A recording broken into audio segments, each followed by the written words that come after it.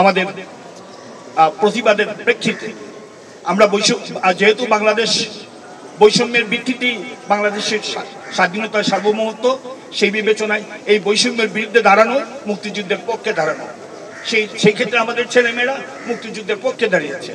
আর যারা আমাদের ছেলেমেয়েদেরকে লাঠি দিয়ে পিটিয়েছেন, যারা বৈষম্য চান, যারা কোটার ভিত্তিতে নিয়োগ চান, যারা দেশে কোটা রাখতে চান, তারা তো সেই রাজাকারদের সেই আদর্শে লালিত। ওবায়দুল কাদের সাহেবরা, আপনারা লাঠি ধরিয়ে দিয়েছেন ছেলেদের মধ্যে। আমরা সুস্পষ্টভাবে বলবো, এইটা আপনারা মস্ত বড় অন্যায় করেছেন। ছেলেপেলেদেরকে একে অপরের প্রতি লেলিয়ে দেওয়ার কোনো অর্থ থাকতে পারে না। ছেলেরা যুদ্ধ যে দাবি করেছে সেটা নেতার যথার্থ ন্যায্য। তারা চাচ্ছে কিছুই না, চাকরিও চাচ্ছে না আপনার কাছে, চাচ্ছে চাকরিতে প্রতিযোগিতায় সুস্পষ্ট ন্যায়ভিত্তিক অধিকার। সেখানে আপনারা কোটা করে রাখছেন, 56% ঘোষিত, কোথাও 86%, কোথাও 96%। তাহলে ছেলেমেয়েরা পড়ালেখা করবে কি?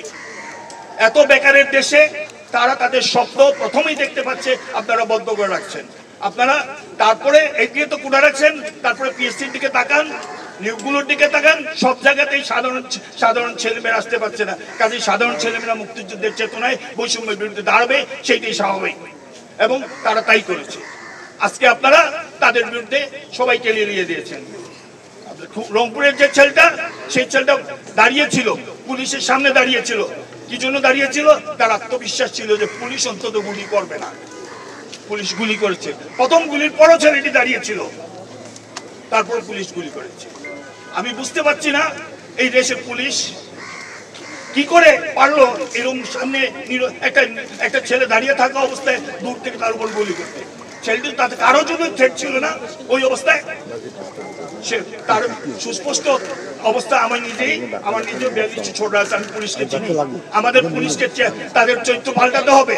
আমাদের পুলিশকে সাধারণ শিক্ষার্থীদের মতো সাধারণ জনগণের পাশে দাঁড়াতে হবে। আপনারা তো ছেলেকে মারেননি, আপনারা কৃষককে মেরেছেন, কারণ ওই ছেলেটা একটা কৃষক পরিবারের ছেলে। আপনারা বুঝতে চেষ্টা করেন আপনারা কাদের বিরুদ্ধে দাঁড়াচ্ছেন। এদেশের জনগণ চায় তাদের ছেলেমেয়েরা যোগ্যতার ভিত্তিতে সামনে আসুক, সেটা কনফার্ম করেন। এই পারিবারিক পরিবার কেন্দ্রিক যে ব্যবস্থাটা আপনারা চালু করেছেন, সেটা থেকে দূরে সরে পরিবারতন্ত্র এই দেশে চলতে পারে না। এই দেশ গণতান্ত্রিক, এই দেশ মুক্তিযুদ্ধে আমরা গণতান্ত্রিক ধারার পক্ষে লড়েছি। আমরা মুক্তিযুদ্ধ দেখেছি, আমি মুক্তিযুদ্ধ দেখেছি। সাধারণ মানুষ সবাই ঝাঁপিয়ে পড়েছে যুদ্ধে।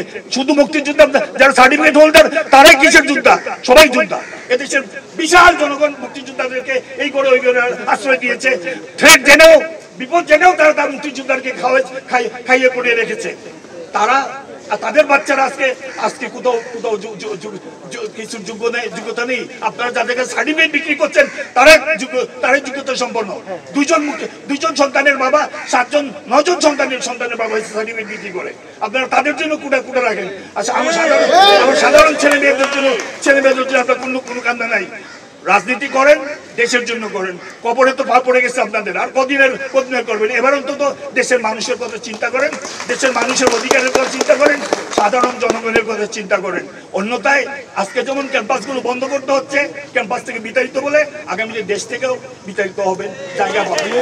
আমি সুস্পষ্ট কথা বলবো, এখনো সময় আছে। মুক্তিযুদ্ধের চেতনায় আসেন, মুক্তিযুদ্ধের চেতনা বিক্রি করে নতুন চেতনা, রাজাকারের চেতনা যাবেন না। সকলকে বলবো, আপনারা বৈষম্যের বিরুদ্ধে আসেন, দেশের মানুষের পাশে দাঁড়ান, দেশের মানুষের অধিকারের কথা বলেন, দেশের মানুষকে সমান সুযোগ এবং গণতান্ত্রিক ভিত্তিতে প্রতিষ্ঠিত করেন, ন্যায় বিচার প্রতিষ্ঠা করেন, সংবিধানে যা আছে তাই করেন।